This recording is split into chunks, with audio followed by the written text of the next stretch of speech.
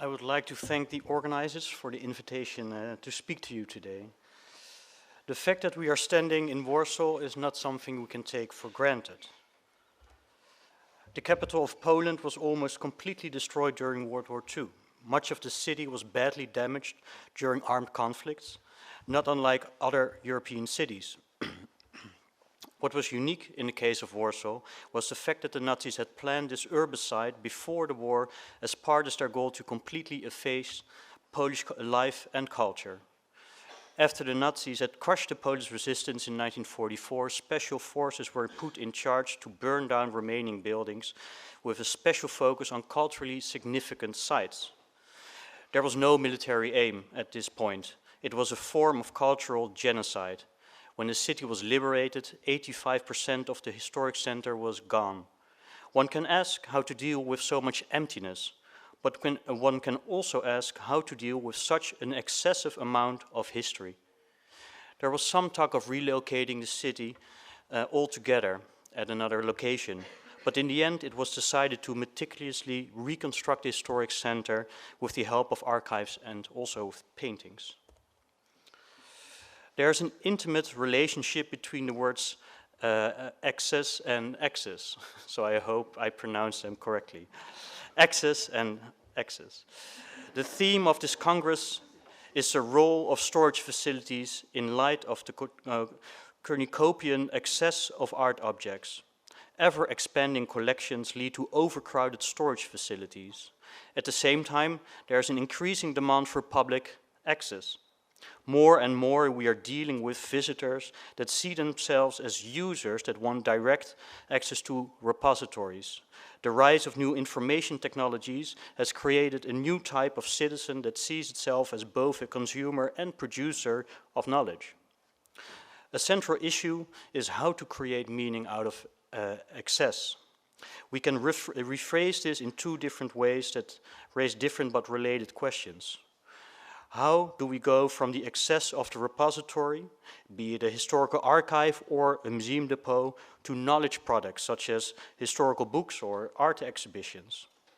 Both historians and museum curators select, interpret, organize, contextualize, and present sources or paintings and objects.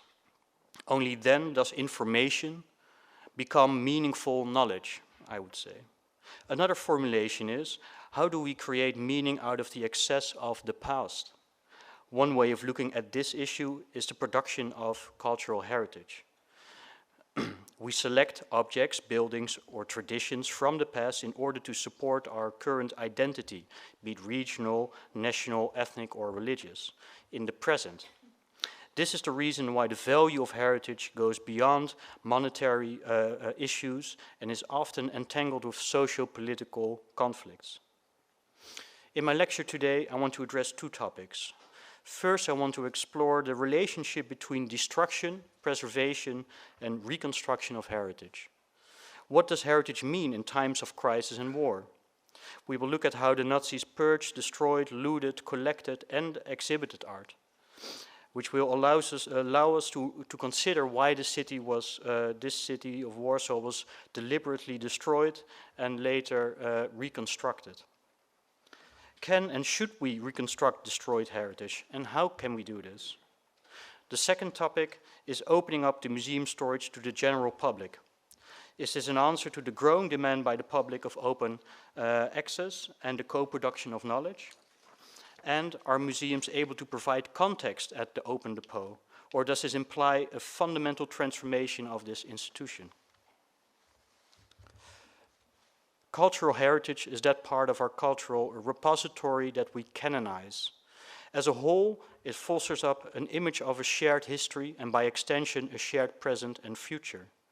The term heritage wrongly suggests that we inherit this canon and that we are mere custodians that preserve these objects for future generations. But we must remember that what we consider to be our heritage is not something fixed, but instead contested and revised, conserved, destroyed, and reconstructed, and recontextualized in relation to changing views on the past. Let me give one example from my own field of study, the Anne Frank House in Amsterdam. This building was almost demolished in the 1950s when its owners wanted to build a new office.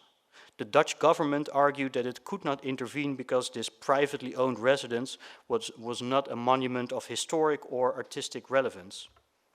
In spite of this lack of action from the national government, a local action committee collected money and prevented the former hiding place from destruction. And today there are nearly 1.3 million visitors each year that go to this site. So it became one of the most important sites of heritage in Amsterdam, you could argue. What we see in this example is that what we consider as valuable heritage depends on our changing notions of the past. The persecution of the Jews only became an outspoken part of Dutch memory culture from the 1960s onwards, and today is arguably at the core of the hegemonic discourse on World War II. Furthermore, it's important to observe that the value of this site was acknowledged only when it was threatened with destruction, and that it was successfully protected by a grassroots movement. An important characteristic of the Western conception of heritage is its focus on material authenticity.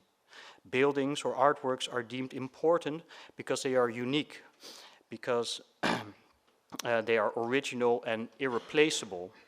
What follows from this line of argument is a discourse of vulnerability and protection. Because heritage is directly linked to our self-image, we must safeguard it from destruction. One could even argue that heritage becomes more valuable in times of contestation, of conflict, or transformation, as it then becomes part of public and political debates. The possibility of being destroyed is therefore part of the inner logic of heritage. The importance of protecting heritage is most imperative in times of conflict. 2 months ago, the UN Security Council passed Resolution 2347 that makes it possible to class the willful destruction of heritage as a war crime and cements earlier resolutions that prohibit the illicit trafficking of cultural property. Irina Bokova, Director General of UNESCO, briefed the Council with the following statement. The deliberate destruction of heritage is a war crime.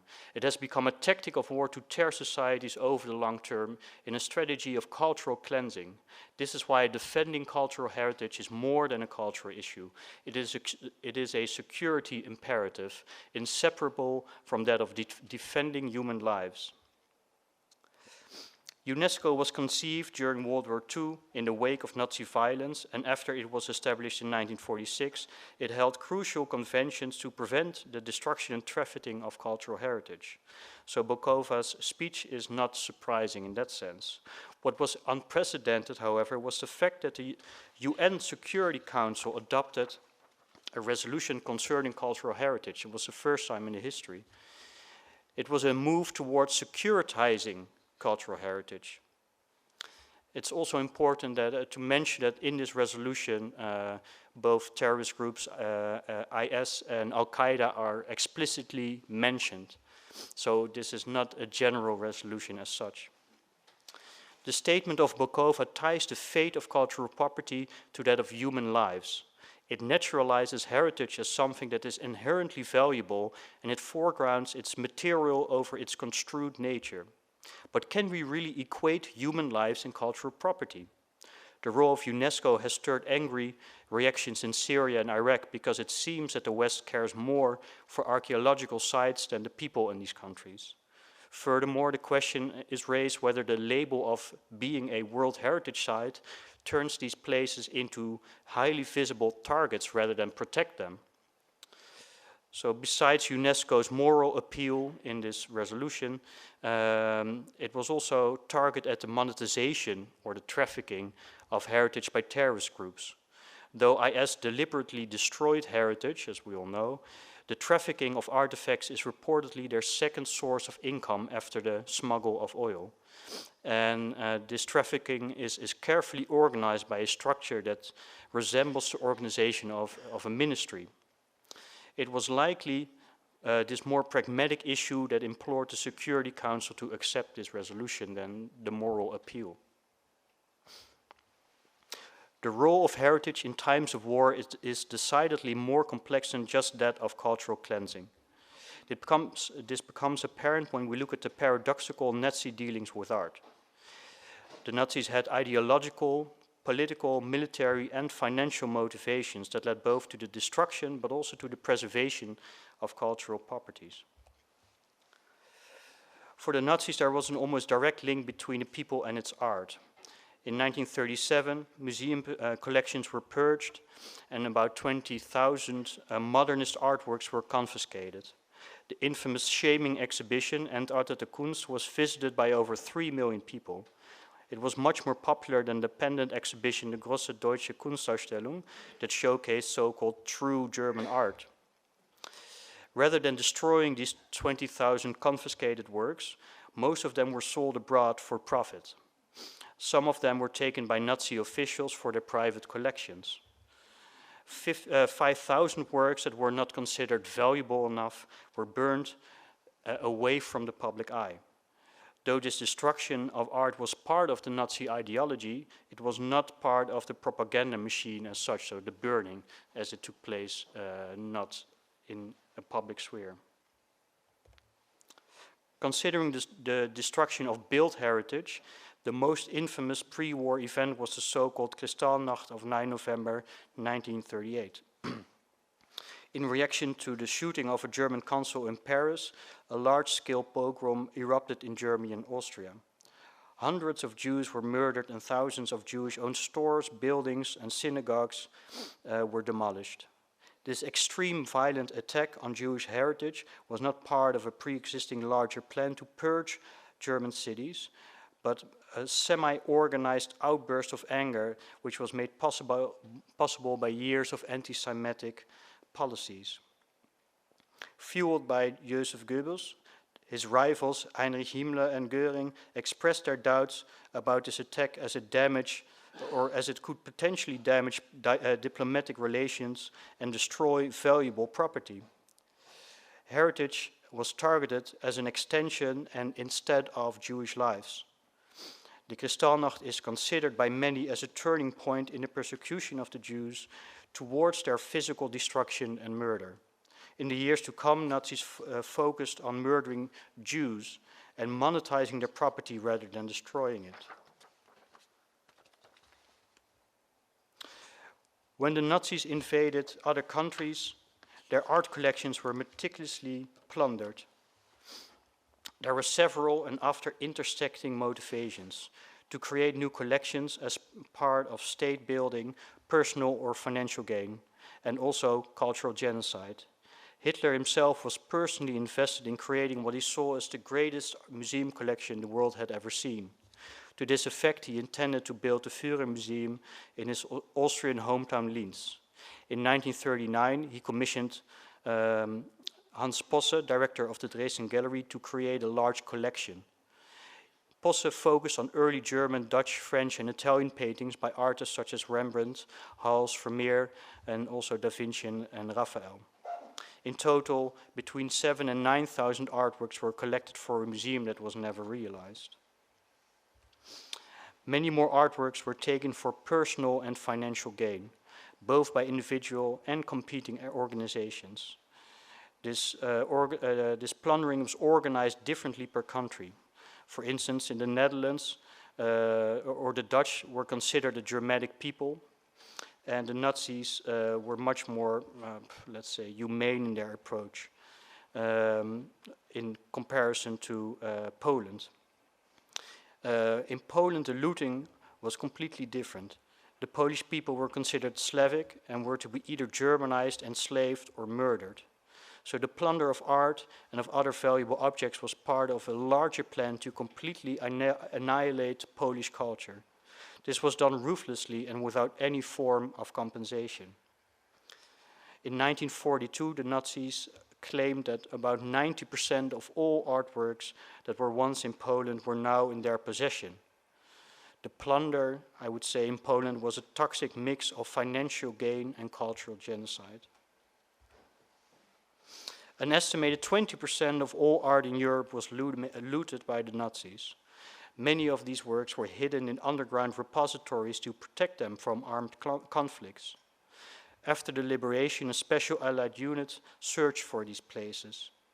And one of the most spectacular discoveries was that of a salt mine near Altaussee, where among others the Ghent altarpiece, of which you can see a panel here, and Michelangelo's Madonna of Bruges were found.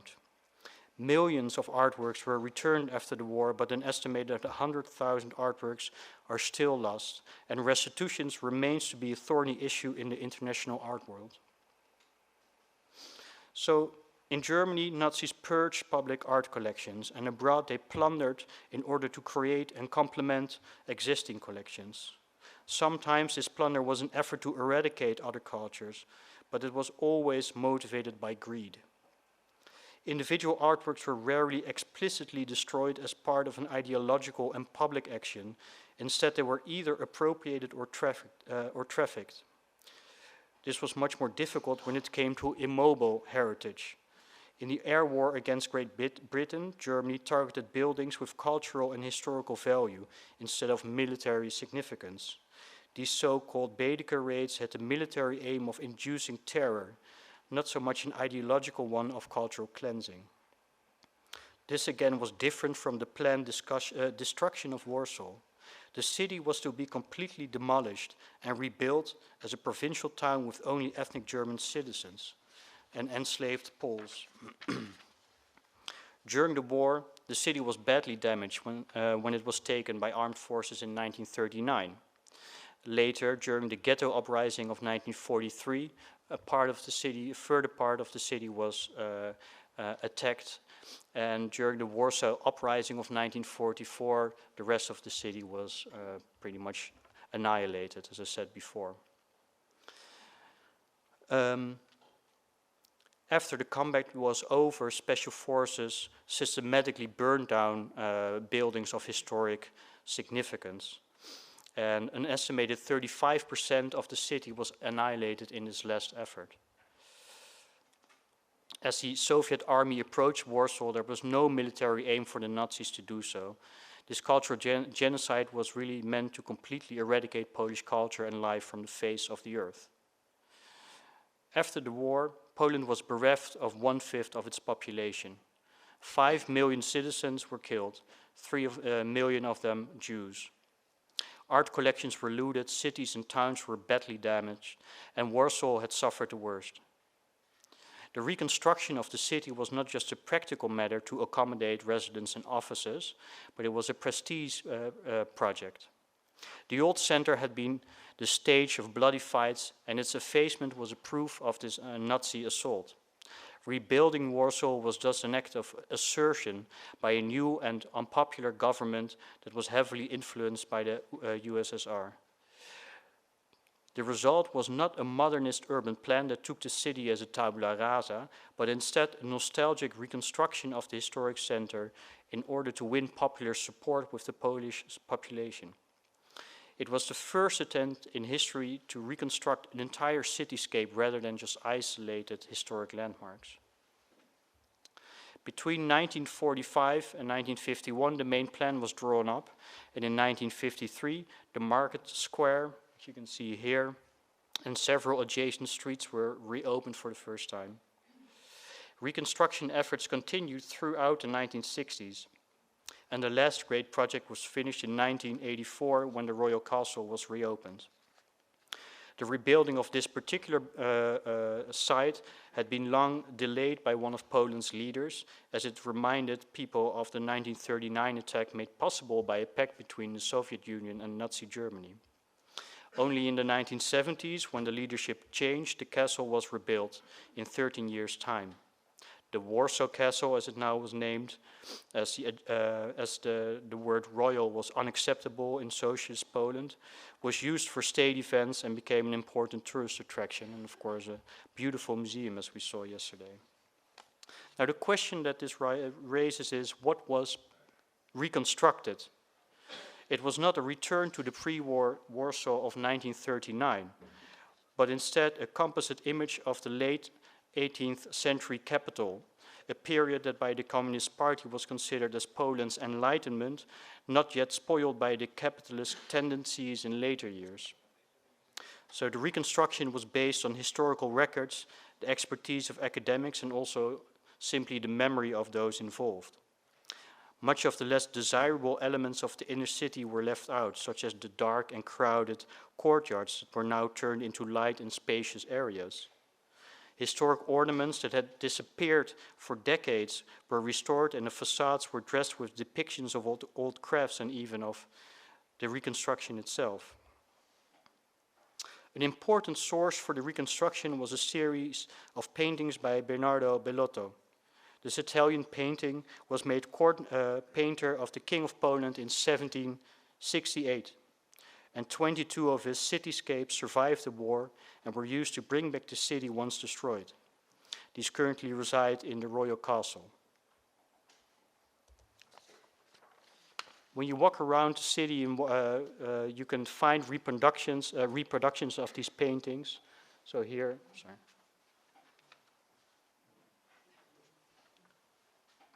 That emphasize their crucial role in the reconstruction of the city. These copies of paintings produce a questionable form of authenticity. They intend to emphasize the resemblance of the urban space where you're standing with these artistic renderings, and at the same time, they point out the artificial nature of the old town. Furthermore, the choice to reconstruct the Warsaw of the 18th century also begs the question, what is not reconstructed in a city where so many Jews perished? The former ghetto in Warsaw was not rebuilt, and instead Muranów, Warsaw's main Jewish district just next to the old city center, was turned into a socialist realist housing complex where the past was nearly invisible. Large and monumental buildings were to demonstrate the victory of socialism over fascism and capitalism. Muranów now stood for a bright socialist future rather than the death and destruction that lay underneath. For decades, the persecution of the Jews was not part of the hegemonic Polish memory discourse. Just after the war, the ghetto fighters were celebrated as heroes, but the victimhood of Polish nationals overshadowed that of the Jews. The multi-ethnic pre-war society was transformed into a monocultural country where relatively few Jews resided, and only after the fall of the wall was the persecution of the Jews gradually acknowledged to a larger degree. So the reconstruction of Warsaw was a patriotic act that evoked the past, reflected contemporary social and political realities, and also aimed at the future. It was recognized as UNESCO World Heritage in 1980 as a construction. At the same time, it erased certain parts of the past. But is it ever really possible to reconstruct something without transforming it radically? The notion of erasure implies the possibility of its opposite, namely a complete and authentic reconstruction that actually goes back in time. This, of course, is impossible. A reconstruction will always be partial and incomplete, and claiming it is a perfect reconstruction would even negate the destruction and also the reconstruction alike. So the new Warsaw was a dreamt-up city, and by using Bellotto's paintings, it was already part of Poland's cultural repository even before it was realized. Both Jewish life and the former ghetto have not been completely erased from the city. Rather than a complete reconstruction akin to the old city center, residents and visitors have to rely on scarce and fragmented traces of the past. A few Jewish tenement houses remain in Pozna Street, the Nizik synagogue survived the war, and parts of the old ghetto wall are still visible, which some of you may have seen during the walk yesterday. Otherwise, the former ghetto is made present by pointing out its absence.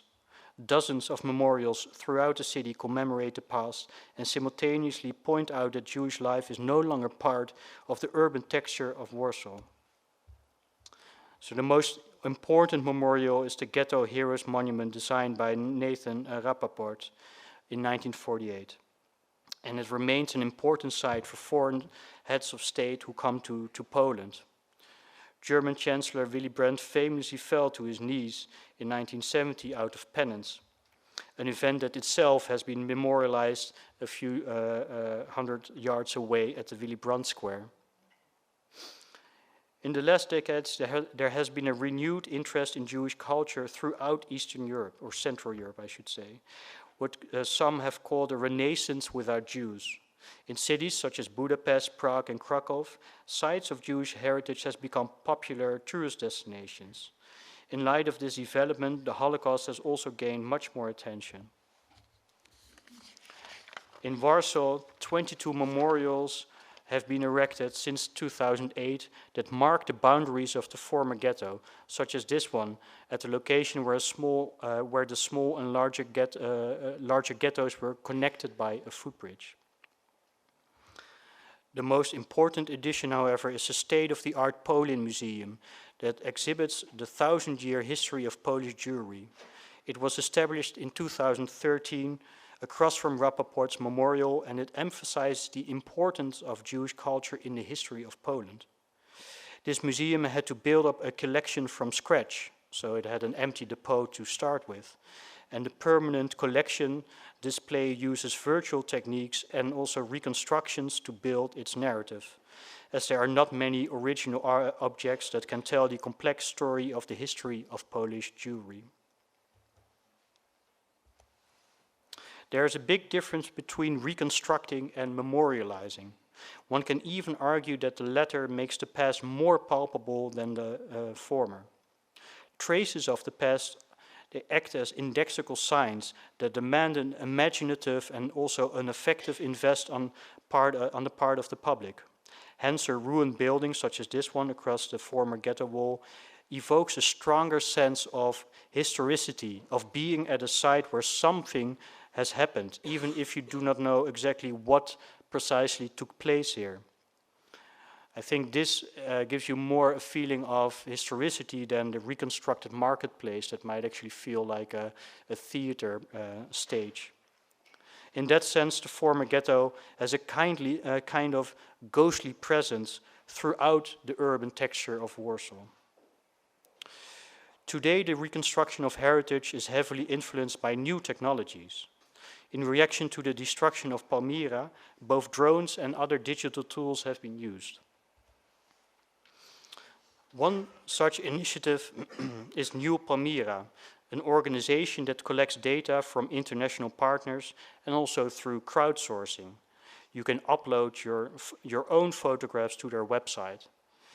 This information is used to create models of buildings, so digital models of buildings that have been destroyed.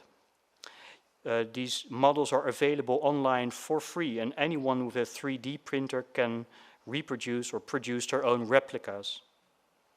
Now, this idea, of course, implies that heritage is not just about material authenticity, that it should not be limited to state involvement, and also that it is not just about in situ reconstructions. Another project employed drones to make digital models of over 20 important archaeological sites in both Syria and Iraq. Last year, a large exhibition was held at the Grand Palace in Paris that showcased these models, as you can see here. The exhibition was opened by President Hollande, who argued that saving lives and saving stones are inseparable efforts. So again, we see that the threat of destruction musters up initiatives of preservation and new technologies, and also cultural and political support. The question is whether these digital reproductions will be used in the future for an exact copy of pre-war Palmyra and these other sites. As stated before, a reconstruction can never be complete and can also erase important parts of the past. It will be interesting to see whether these models will ever be used for an in situ reconstruction of these sites, or that these are mainly projects aimed at Western countries. The public nature of these digital initiatives points at an important transition in the preservation of heritage. Everyone can help by uploading their own photographs of these sites. So suddenly a picture that you take during a vacation can help actually conserve them. Furthermore, the public is encouraged to share data, models, or code that might help. So this form of crowdsourcing can also be found in museums without collections, such as the newly established National Holocaust Museum in Amsterdam. Here, visitors are asked to donate objects to help build their new permanent exhibition. This appeal to the public is not only meant to expand the collection, it also encourages visitors to join an active museum community, to be part of the museum.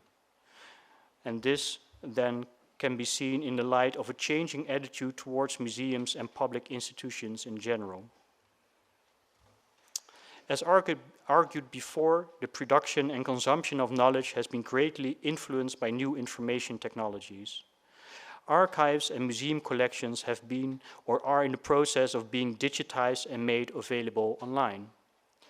Easy and open access to large amounts of data and information through the internet have given the general public a more assertive role.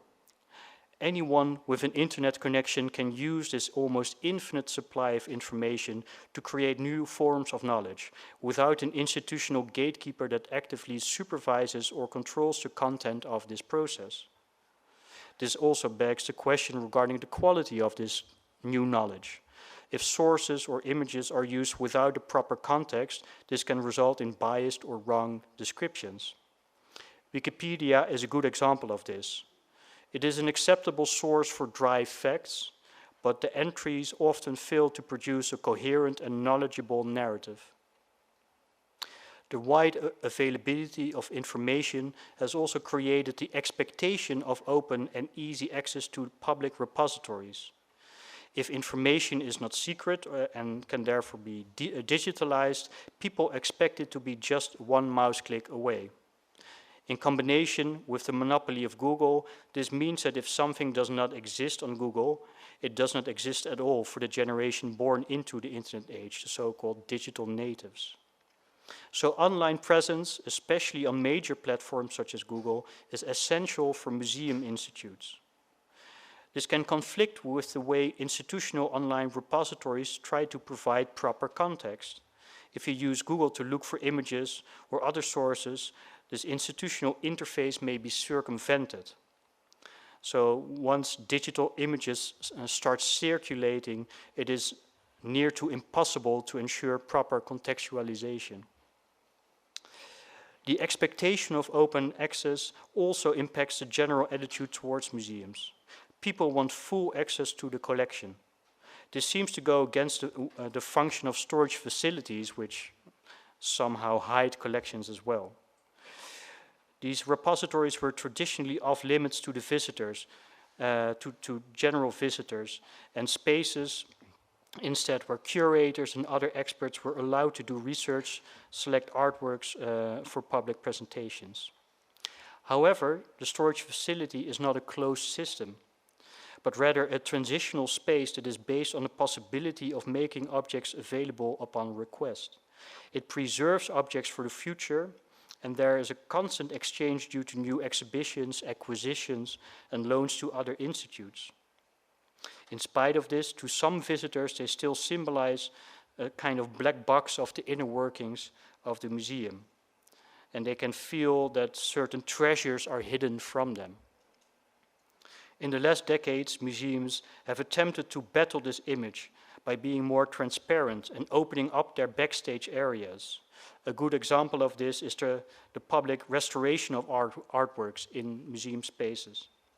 Similar to the kind of open kitchen concept, this strategy aims at informing the public about preservation techniques, accounting for financial costs, and thereby taking away possible distrust on part of the visitor. This is what we actually do with these art objects. This is what we actually do with your money, it seems to say.